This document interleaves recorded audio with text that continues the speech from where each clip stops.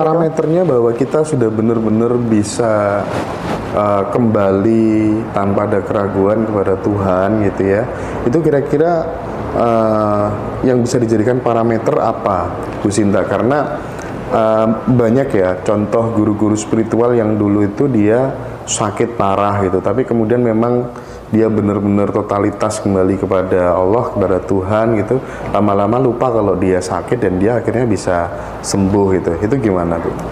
Cirinya cuma sederhana, damai, tenang, sukacita. Damai, bahagia, sukacita. Benar-benar kerasa kok. Yang mana benar-benar pasrah itu pasti dia sudah damai, sudah tidak lagi menderita dengan sakitnya, dan itu di dalam itu apa ya, plong gitu loh.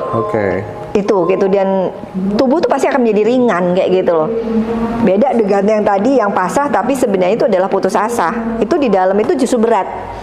Dalam itu justru berat, justru sesak, terus masih bingung dan sebagainya. Nah itu sebenarnya pasrah yang putus asa. Itu totally different. Walaupun orang seringkali mengatakan udahlah saya pasrah, tapi dengan ekspresi ya udahlah saya pasrah. Nah kayak gitu itu energinya kecil. Itu nggak bakal sembuh. Pasrahnya itu pasrah palsu. Oke.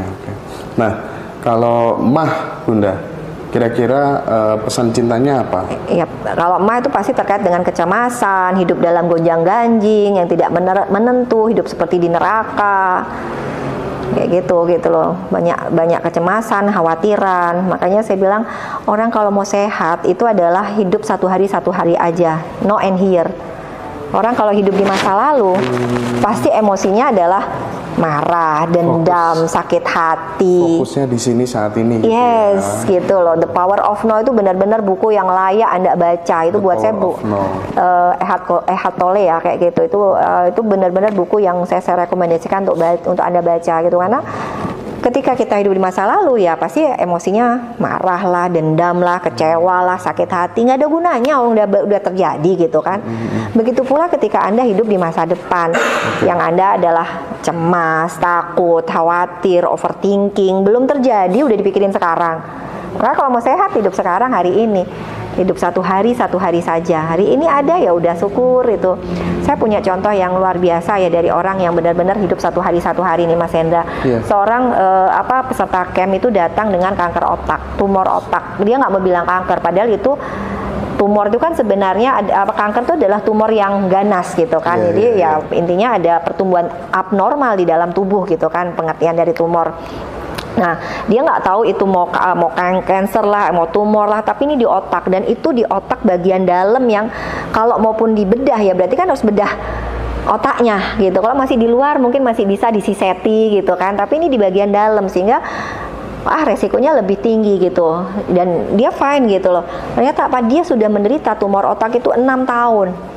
Bayangin, dan dia masih bisa ke ini, dan di camp itu ngajarin kami poco-poco, ngabarin ya pokoknya nggak ada kelihatan dia sakit. Itu satu-satunya yang membuat dia tampak sakit itu hanyalah matanya sebelah kiri agak menonjol keluar, hanya sedikit. Yang saya pikir banyak orang juga seperti itu gitu kan. Ternyata dia udah 6 tahun. Apa rahasianya? Tiap hari itu hanya hidup satu hari, dan ketika bangun tidur dia cuma bilang terima kasih Tuhan dikasih hidup satu hari lagi, saya sekarang mau bahagia dan membahagiakan orang lain. Semangatnya hanya itu, tiap pagi bangun tidur hanya terima kasih, bersyukur dikasih hidup satu hari lagi, saya mau bahagia, saya mau membahagiakan orang lain. Dan benar-benar dia jalanin tuh satu hari itu. Nanti malam dia udah terima kasih lagi, terima kasih udah dikasih kesempatan untuk hidup hari ini, saya tadi hari ini udah membahagiakan misalkan ABC. Terus dia inget, tadi saya nawar ya, berarti saya kan nggak membuat bahagia orang, besok saya tambahin deh, tadi nawar misalkan amang belanja gitu. Itu tanpa terasa dia berdoa yang sama. Itu sudah 6 kali 365 hari alias 6 tahun, dan ini sudah 1,5 tahun dia dari sejak ikut camp. Biasa aja kemarin telepon-teleponan, nggak ada dia sakit cancer, padahal otak loh, orang ke dokter manapun pasti dibilang 3 bulan 6 bulan usianya, tapi dia udah 7,5 tahun ini. The Power of Now. Yes, gitu lah. Artinya ya itu loh sahabat. Jadi sebenarnya kalau kita hidup di hari ini, sehari ini, saat ini, apa sih masalah?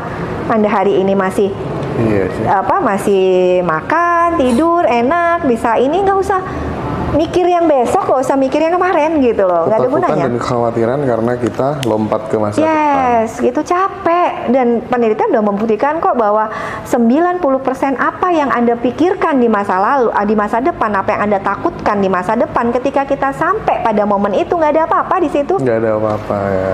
Itu jadi kan sebenarnya seperti itu ya. Sebenarnya ketakutan itu berarti kan kita ciptain sendiri, dan Anda menderita dengan ketakutan Anda, kekhawatiran Anda gitu loh. Nah, itu yang membuat Anda sakit hari ini. Iya. Nah, teman-teman yang mau info Zoom silakan ketik di hubungi WA yang di biasanya itu, yang di bio atau di kolom deskripsi YouTube Ngaji Roso. Nanti akan kita kasih informasinya gitu ya. Nah, kemudian untuk buku juga sama. Banyak kemarin yang tanya soal buku gitu ya. Silakan nanti japri aja. Saya saat ini sedang saraf kejepit. Bagaimana caranya bisa sembuh ya Bu? Gitu katanya. Gimana Bu? Iya. Pertama pahami dulu saraf kejepitnya di lumbal mana?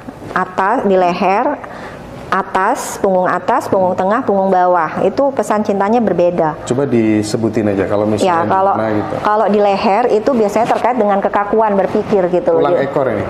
Tulang ekor biasanya memang ke bawah ya. Di bawah kalau dekat tulang ekor itu di tulang ekornya atau di atas tulang ekor? Nah, itu di tulang ekor atau di atas tulang ekor, Kak? Coba dijawab dulu.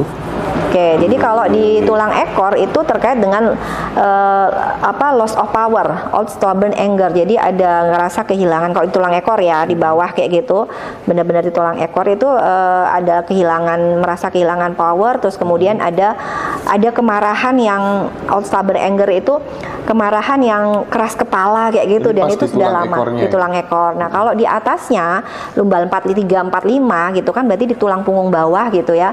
Itu biasanya terkait dengan financial insecure, biasanya kaitannya dengan merasa nggak secure secara finansial. Ketakutan terhadap uang habis, hutang, itu juga bisa menyebabkan penyakit ya.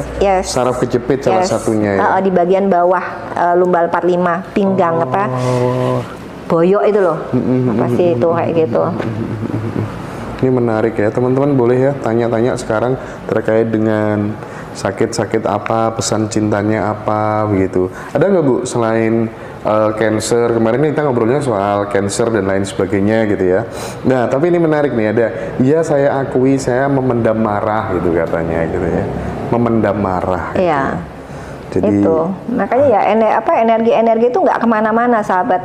Makanya di dalam surat Yasin 36 itu ayat 36 tuh dikatakan gitu bahwa ketika tangan, kaki, kulit dan pendengaran itu menyimpan semua peristiwa atau perbuatan-perbuatanmu. Jadi benar-benar di Al-Qur'annya udah jelas gitu loh. Tubuh kita tuh nyimpen gitu loh semua apa yang kita lakukan. Nanti katanya nanti di akhirat akan dimintai pertanggungjawaban, semua akan bicara, mulut, kulit ini semua akan bicara dengan ketika mulut sudah dibungkam tapi semua bicara gitu. Tangan Anda akan bicara, kaki Anda akan bicara, kulit Anda akan bicara, seperti itu kan.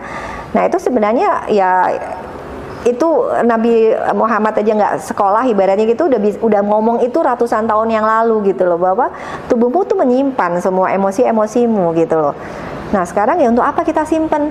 Yang disimpan tuh duit aja sahabat gitu loh. Jangan nyimpen penyakit, jangan menyimpan amarah, sedih, kecewaan dan sebagainya. Itu yang menjadi sebab sakit Anda hari ini. Tabungan penyakit, tabungan emosi itu akan menjadi tabungan penyakit yang akan menyeruak ketika sudah penuh banget.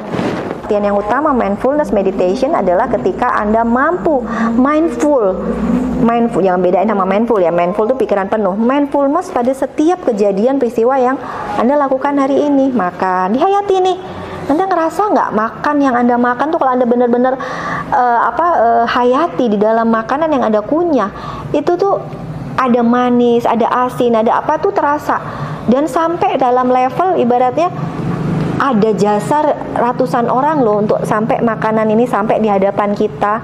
Bayangkan mereka, bayangkan peluh mereka, bayangkan cinta mereka yang memasak makanan ini, yang petani yang lagi nyangin sawahnya. Itu kadang-kadang saya sampai menangis gitu ketika makan. Ya Allah, betapa banyak jasa orang dalam sepiring makanan yang saya makan hari ini. Ada banyak cinta orang di situ gitu loh.